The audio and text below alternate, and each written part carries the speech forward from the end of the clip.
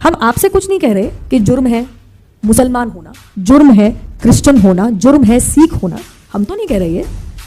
तो आप कैसे कह रहे हैं कि भैया हिंदू होना जुर्म है? ये वही लोग हैं दोगले जो 28 मंदिर जाते हैं 2 हफ्ते के अंदर गुजरात के अंदर, और फिर सर्वोच्च न्यायालय में कहते हैं कि राम सेतु तो था ही नहीं, राम भगवान तो थे ही नहीं, सब मिथ है।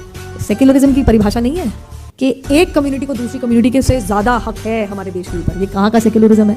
The first right of the countries resources lies with the Muslims, कहा था हमारे पूर्व प्रधानमंत्री डॉक्टर मनमोहन सिंह ने। मोदी जी मंदिर चले जाएं तो कम्युनलिज्म है, राहुल गांधी अपने जेन्यू पहन ले भैया कोर्ट के ऊपर, बंद गले के ऊपर, तो वाह क्लास है। मैं जितना आपको आज यहाँ खड़े होकर बोलूँ मेरी उतनी भड़ास कम निकलेगी, क्योंकि मुझे पता है अभी इनकी दुकान बंद नहीं हुई है। मुझे पता है आप तैयार रहिए, आगे और गंदगी सुनेंगे। मैं यहाँ खड़े होकर किसी के धर्म को गाली नहीं दे रही, लेकिन सप्रेशन है। 52 साल का बुढ़ा 6 साल की बच्ची से शादी करेगा, मैं इसके खिलाफ जरूर बोलूंगी। एक 60 साल का आदमी अगर 10 साल के बच्चे से शादी करना चाहता है, ये गलत है। आप टेंपल के सामने, मस्जिद के सामने जाके गॉड को क्वेश्चन करोगे, प्रोबेबली नेक्स्ट डे आप जिंदा भी ना रहो।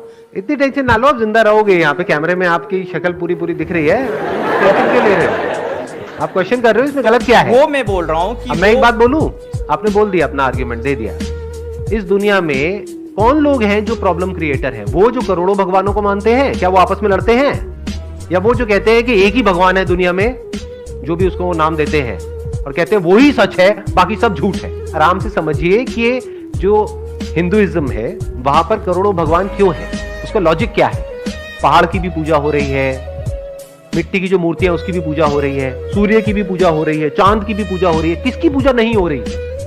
धरती, जल, अग्नि, वायु, आकाश, सबकी पूजा हो रही है। तो हिंदू धर्म जो है वो क्या कहता है? सब में भगवान है। इससे बढ़िया फिलॉसफी भी हो ही नहीं सकती, इससे ओपन फिलॉसफी हो ही नहीं सकती।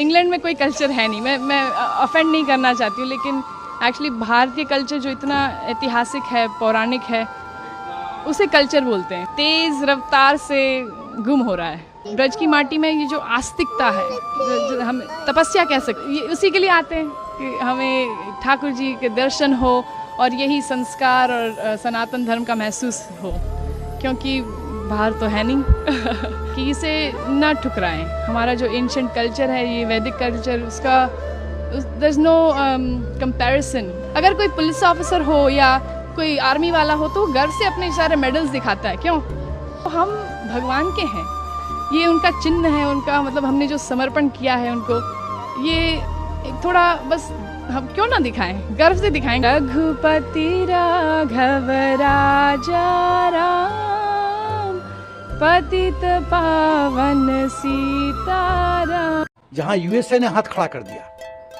चाइना ने हाथ खड़ा कर दिया, पाकिस्तान तो किसी को संपर्क ही नहीं कर रहा है कि राम भरोसे तुमको मरना मरो।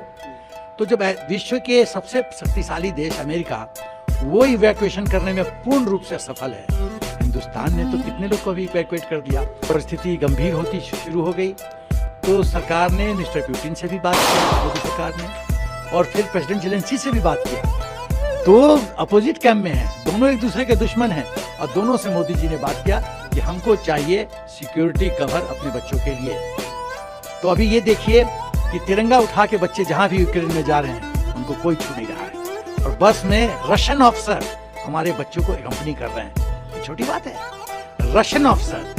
देखिए पूरे विश्व में सब लोग फेल हो गए, मोदी सरकार फेल हो गई। हम ही एक देश हैं जो हम सफलतापूर्वक इवैक्यूएट करवा रहे हैं, और तिरंगा का सम्मान हो रहा है। तिरंगा देख के कोई फायर नहीं कर रहा है। इसको आप डिनाई नहीं कर सकते, धर्म शास्त्रों ने मना नहीं किया। आप मना करने वाला श्लोक दिखाए ना, आप तो मुझसे ज्यादा ज्ञान रखते होंगे हिंदू धर्म का, उसमें दिखाए कोई श्लोक ऐसा किसी धर्म शास्त्र में किया जिसमें मांसाहार मना किया गया हो। लाओ दे देते हैं। अब फिर आप कहेंगे कि वो बीच में उठा दिया आपने। मैं मनुस्मृति देखते हैं, मनुस्मृति में आप मांसाहार का जो डिनाइल है, ये देखिए, ना कृत्वा प्राणिनाम हिंसा मांसम उपद्यते क्वचित न च प्राणिवदः स्वर्गस्थ्य मांसम विवर्जयेत्। अब इसकी हम हिंदी पढ़ लेते हैं। प्राणियों की हिंसा किए बिना कभी मांस प्राप्त नहीं होता, प्राणियों की हिंसा करनी पड़ती है, बात है। हाँ, और जीवों की हत्या करना सुखदायक और मोक्षदायक नहीं है, इस कारण मांस नहीं खाना चाहिए। 5वां अध्याय 10वां श्लोक। म्यूजिक।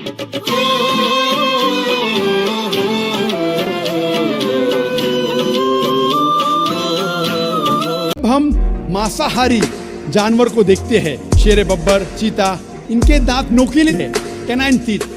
ये सिर्फ गोश्त खा सकते, भाजीपाला नहीं खा सकते। लेकिन जब हम इंसान के दांत देखेंगे आईने में, अपने दांत, मैं देखूंगा अपने दांत, तो पता लगता है कि खुदा ने हमें चपटे दांत दिए, नोकीले दांत दिए।